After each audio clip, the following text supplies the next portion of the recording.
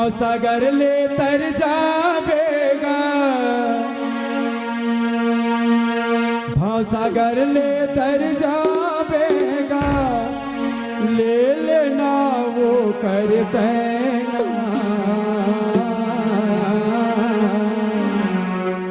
सब लोग प्रेम से बोलना है का, ए मोरे राजा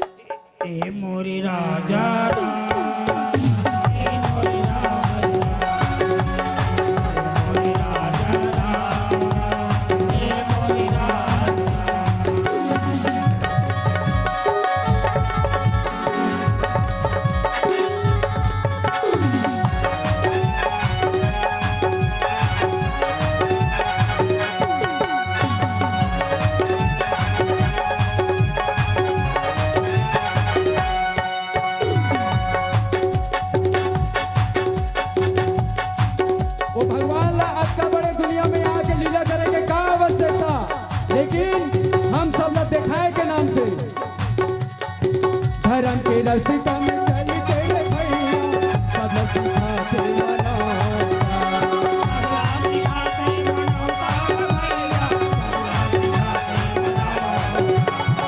जम्मू भगत मन मिल के गाते यही दुनिया के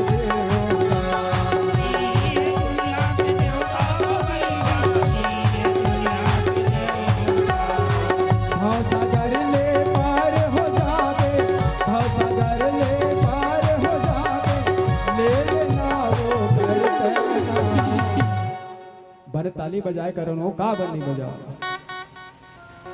चलो दोनों हाथ से ताली बजा रहे हैं, प्रेम से बोले लइकन मत पटक ना बोले, लइकन पाए पाए बजा दाई, प्रेम से बोले लखन श्री रामचंद्र की। और सब लोग प्रेम से कहना है का, ए मोरे राजा राम।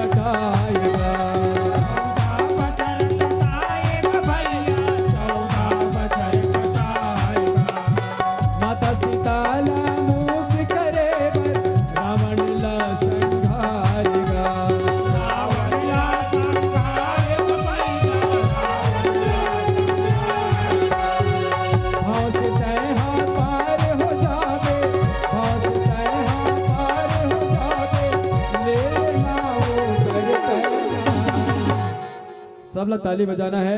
अब बिल्कुल सोने का लंका नहीं बनाना है, चौभर को जागने का चौभर बनाना है, हम बता दिए हैं। और सबको प्रेम से बोलना है का, हे मोरे राजा